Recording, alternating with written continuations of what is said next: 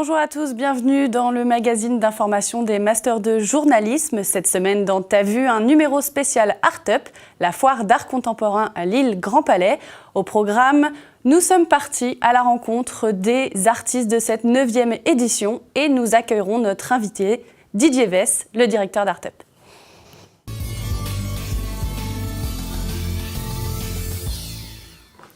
En 2015, Art Up, c'était plus de 27 600 visiteurs et 104 exposants. Alors, exposition ou galerie, Hubert Desmarais et Adrien Renoir ont tenté de répondre à cette question.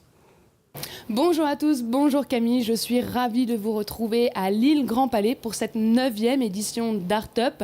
Sans plus attendre, on vous fait une visite guidée de ce salon qui se déroule sur 4 jours jusqu'au 28 février. C'est parti.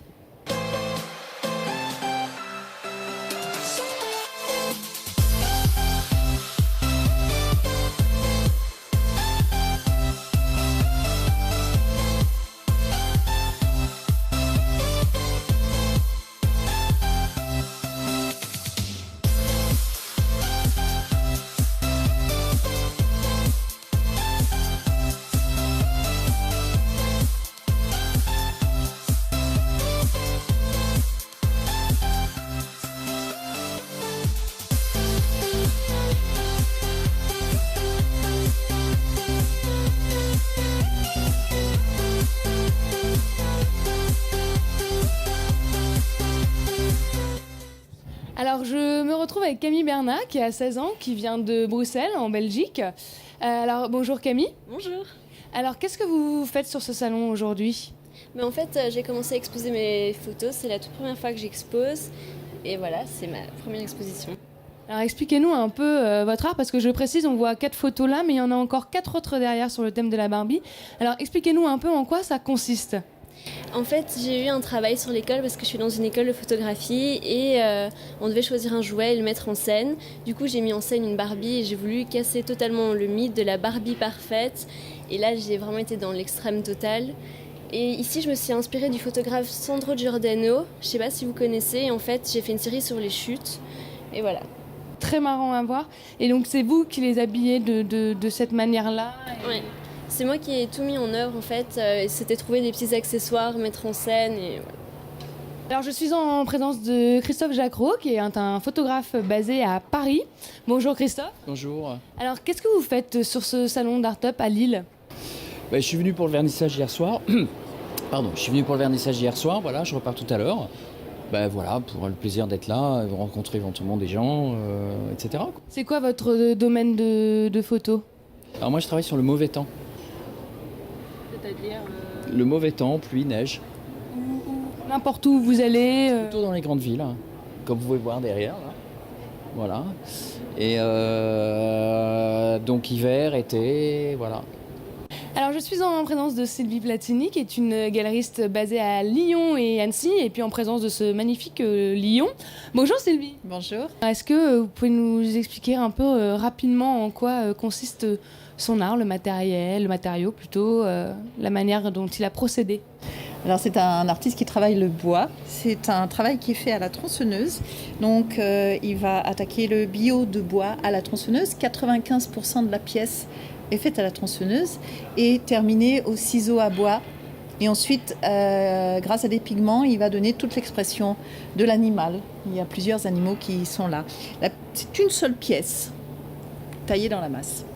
J'en reste moi-même bouche bée, c'est très impressionnant, surtout quand on le voit en vrai, donc il faut venir le voir en vrai, parce qu'il n'y a pas que le lion, il y a aussi des chouettes, je vois, il y a même un chat, il y a un guépard, et un guépard de neige, ça se reconnaît d'ailleurs avec les petites entailles blanches.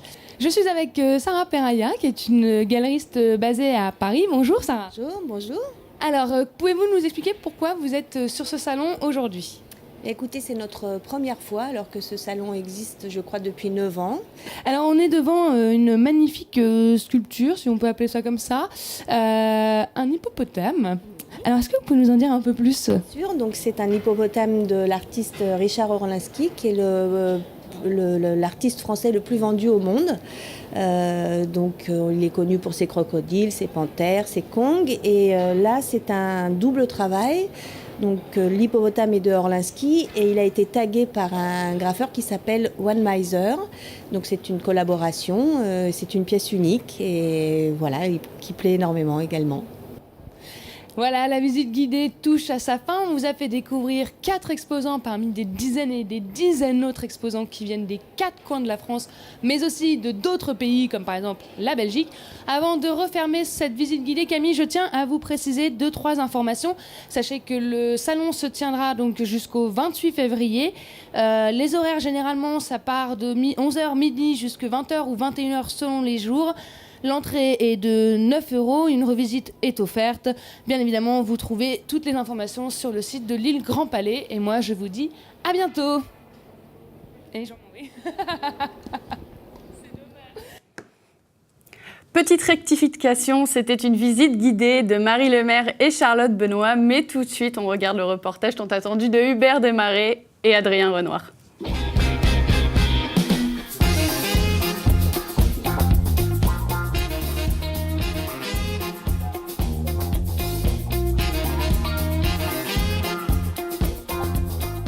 Du 25 au 28 février a lieu à l'île Grand Palais le salon d'art contemporain Art Up. Réunissant une centaine de galeristes dans 12 000 m², ce salon réunit un public intéressé et acheteur.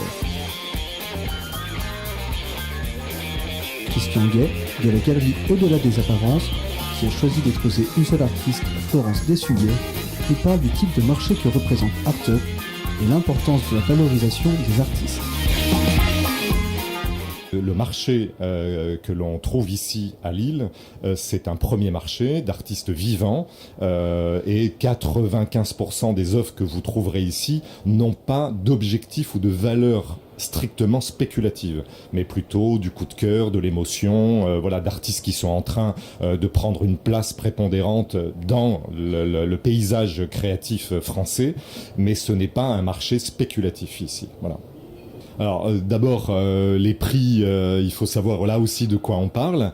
Il y a les prix d'artistes qui sont extrêmement renommés, où il y a une légitimité de renommée indiscutable parce que les artistes sont exposés à l'international, dans des lieux prestigieux, où les musées du monde entier font des acquisitions, donc tout ça participe de la valeur d'un artiste. Et puis il y a des artistes comme Florence, qui est plutôt au début de sa carrière, mais qui est déjà dans une qualité et un talent indiscutable. Les prix que j'ai fixés pour Florence Dessuyet sont en dessous de beaucoup d'autres, mais quand même avec déjà une valorisation relativement sérieuse par rapport à l'antériorité de son travail. C'est-à-dire que, pour faire court et clair, c'est assez rare qu'une artiste qui a aussi peu de notoriété ait déjà quand même des prix voilà, fixé à cette hauteur-là. Mais 2 mètres par 2 mètres, comme celui qu'on a derrière nous, ce sont des tableaux à 15 000 €.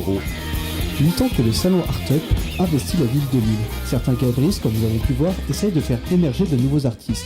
Mais quel public touche-t-il réellement ? On a vu progressivement le public s'élargir. Donc oui, d'un public très lillois les premières années, on voit maintenant des gens qui viennent de Paris, de Belgique, mais aussi de Rouen, d'Angers, de beaucoup plus loin maintenant. Donc ce qui montre la notoriété du salon grandissant. Le principe d'un salon, il y a à la fois des ventes qui se font directement. Donc a priori, on est déjà beaucoup de galeries sur le salon à avoir vendu quelques œuvres hier pour le vernissage, à l'occasion du vernissage. On est ici avec un public qui prend le temps donc de revenir tranquillement. Donc on a vu beaucoup de monde hier au vernissage, il y aura beaucoup de monde ce soir. Il y aura aussi beaucoup de monde samedi et dimanche avec beaucoup d'actes d'achat qui se font maintenant depuis 3-4 ans le samedi dimanche. Les gens ont pris le temps de voir tous les stands, de voir toutes les œuvres présentées sur le salon et puis de prendre le temps de la réflexion, mais avec quand même pour beaucoup d'actes d'achat en fin de salon pour avoir les œuvres en rentrant chez eux directement. Et au-delà de ça, on a aussi beaucoup de personnes qui découvrent ou qui suivent et qui vont revenir, qu'on va retrouver tout au long de l'année en galerie. Ensuite, des gens qui vont faire des déplacements à Paris pour nous retrouver. Alors, Adrien Renoir nous a rejoint sur ce plateau. Bonjour Adrien. Bonjour Camille. Alors, expliquez-nous un peu comment ça se passe, le marché de l'art contemporain. C'est peut-être un peu ambitieux de parler du marché de l'art contemporain de manière générale. Enfin, ce qu'il faut bien savoir, c'est qu'Artup, c'est quand même particulier parce que quand on parle du marché de l'art, habituellement, on ne parle pas du tout de ce qui se passe à Artup. Le marché de l'art, c'est quelque chose de, comme elle dit Christian Guay, de très spéculatif, qui génère beaucoup d'argent. C'est souvent sur des artistes qui sont morts. Là, c'est plus Artup, c'est plus valoriser des artistes qui sont encore vivants, des artistes qui ne sont pas forcément très connus, qui ont de la notoriété qui arrive au fur et à mesure. Et le but d'Artup, c'est de faire venir tous ces passionnés d'art ou même simplement des curieux, et puis pourquoi pas les faire acheter. Enfin, comme le disait la Galerie Bayard, il y a quand même pas mal d'actes d'achat qui sont effectués pendant le salon Artup. C'est plus de faire connaître les artistes. Voilà, exactement. Merci Adrien. Partons maintenant à la rencontre des jeunes talents de cette édition 2016 avec Revelation by Art qui met en lumière le travail de ces jeunes artistes. Un reportage de Vina Nodin, Azaria Anglionin et Anastasia Laguerra.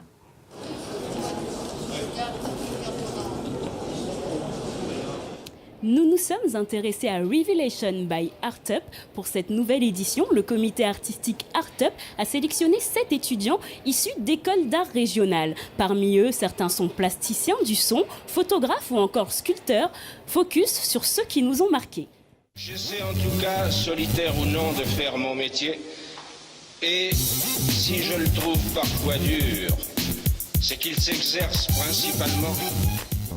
Je me suis retrouvé à me dire, bah tiens, je pourrais peut-être, puisque j'aime bien la musique, je pourrais peut-être m'amuser à redécouper ce qu'il dit et faire changer l'ordre de ses mots pour le faire se contredire, créer des phrases absurdes. Et donc voilà, la personne se retrouve dans une salle avec un micro, un casque. Elle répond à une petite série de questions.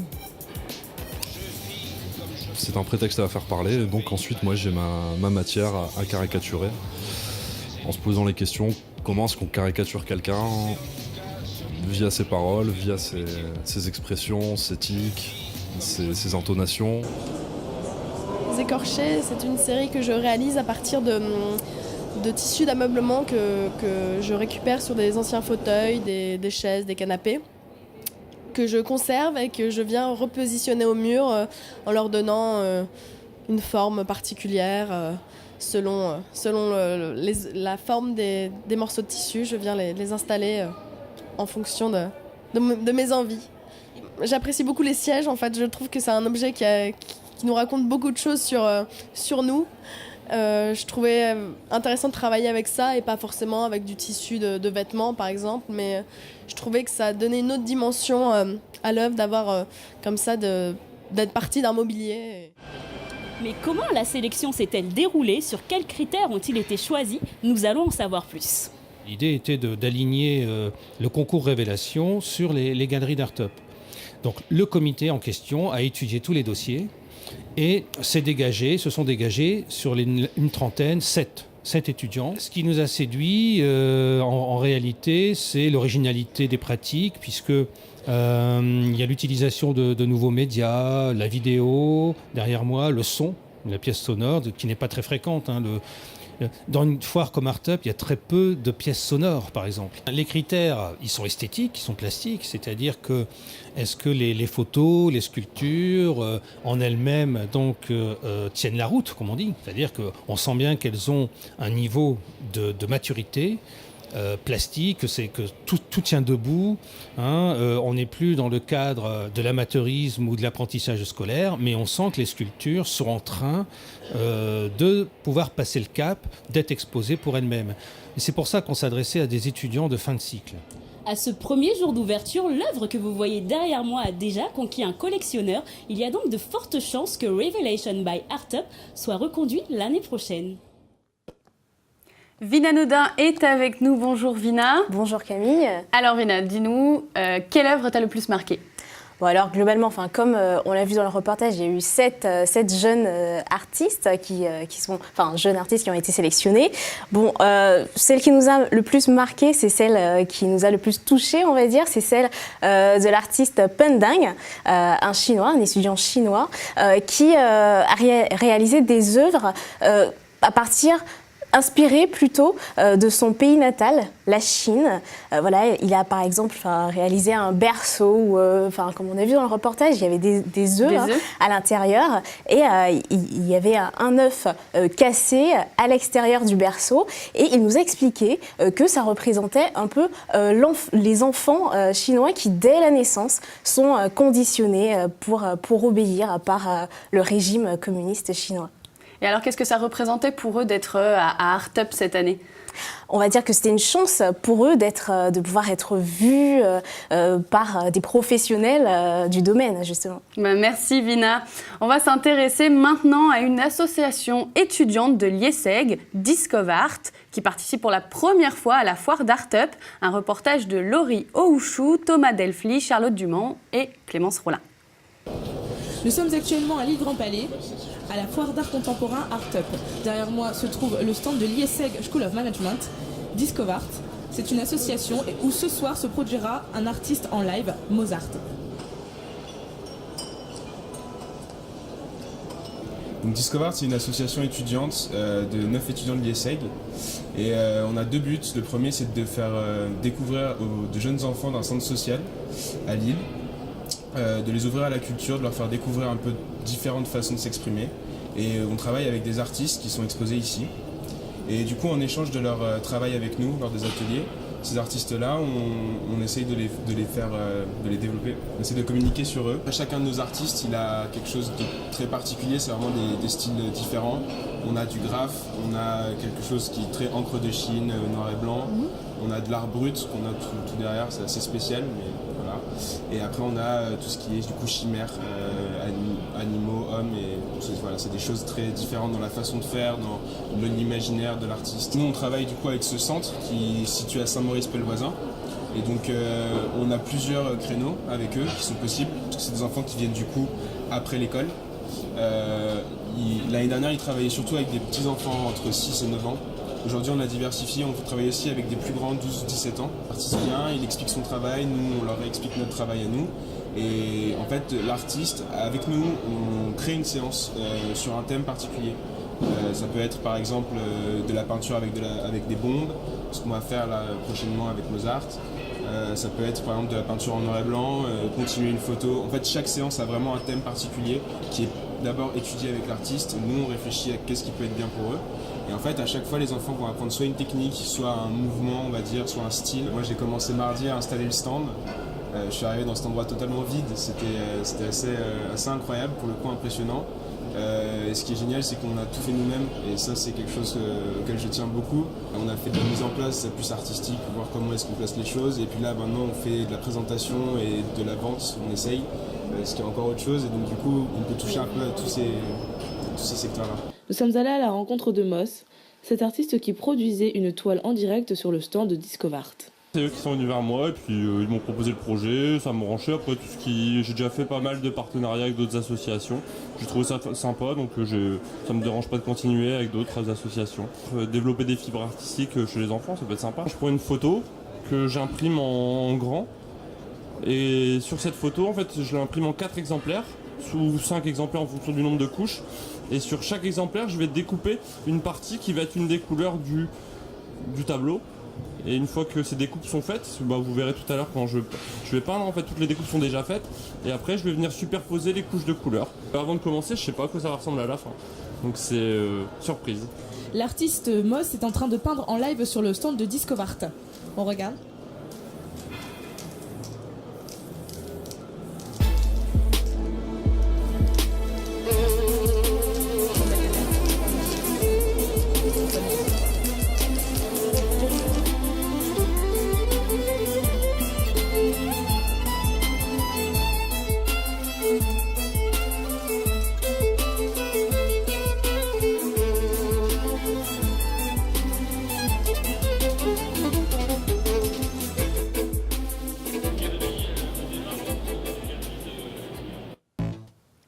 On accueille sur ce plateau Laurie Ouchou et le directeur d'Art Up, Didier Vez. Bonjour. Bonjour. Bonjour. Alors Laurie, dites-nous un peu, l'association travaille avec combien d'artistes ? Alors, avant tout, je voudrais rectifier. En fait, c'est pas la première fois que l'association participe à Art Up.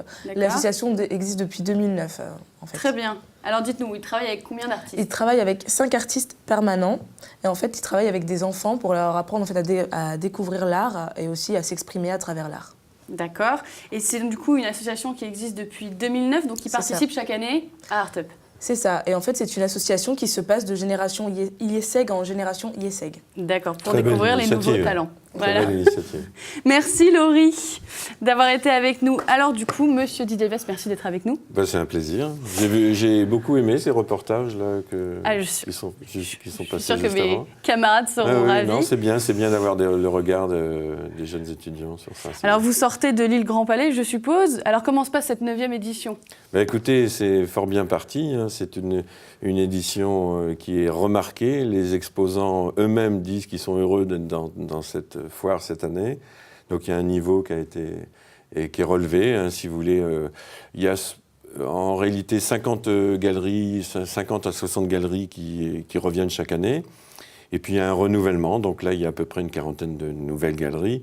Et donc ça apporte aussi d'autres regards, d'autres œuvres. Et là par exemple, dans les 650 artistes représentés, il y en a 400 qui n'avaient jamais été présentés à Art Up. D'accord, donc c'est ce qui fait un peu aussi ce succès de cette foire. Le succès, oui, le succès aussi par, si vous voulez, tout un travail de sélection des galeries elles-mêmes, c'est-à-dire qu'on a un comité qui se réunit, les galéristes déposent un dossier avec des images, avec des indications sur les artistes, on étudie ces dossiers, on leur donne du conseil, on essaie d'un peu de les guider, de les orienter dans une certaine direction pour que la foire ne soit pas toujours la même et que justement ils mettent en accent des choses qu'on n'a jamais vues. Enfin voilà, c'est tout un travail d'échange en fait. Vous voyez, c'est pas quelque chose. La foire, elle se construit d'une année sur l'autre et c'est une relation avec le galeriste qui doit devenir dans le futur de plus en plus des vrais projets pour la foire. Et justement, est-ce que du coup la foire a une incidence importante sur le galeriste? Parce qu'on sait que par exemple, si on parle de marché d'art, les galeristes peut-être marchent un peu moins bien par exemple des salles de vente. Est-ce que du coup ça leur apporte vraiment une plus-value, quelque chose de... Ah, c'est évident. La difficulté, c'est qu'il faut que le public rentre dans les galeries. Des fois, il y a une sorte d'intimidation. Et c'est pour ça que les foires, elles sont faites. C'est pour créer ce lien direct entre le visiteur et le galeriste. Et le galeriste, c'est un passeur. C'est quelqu'un qui a une forte passion, qui choisit des artistes, qui les défend et tout au long de l'année. Et donc, c'est pour lui un moment crucial de se mettre en avant et de créer des échanges et de rencontrer des publics. Alors, c'est certain qu'un galeriste qui vient dans une foire comme ça, il dépense pas mal de sous. Il y a le stand lui-même qui coûte, par exemple, un stand de 30 mètres carrés, ça coûte 5 000 €. Il a ses frais de déplacement, ses frais d'hôtel. Et donc, il y a un vrai souci de rentabilité quand même sur place qui amène un peu de stress. Mais les gens qui s'y prennent bien, c'est-à-dire que c'est un métier qui demande énormément de facultés, de qualité, c'est-à-dire qu'il faut être à la fois un bon communicant, il faut être un bon vendeur, il faut être un bon gestionnaire aussi, parce que justement, le moment de la foire, c'est un moment très important dans une année pour une galerie, surtout une galerie qui démarre. Donc c'est un budget auquel il faut qu'ils fassent attention. Mais voilà, ils ont la chance...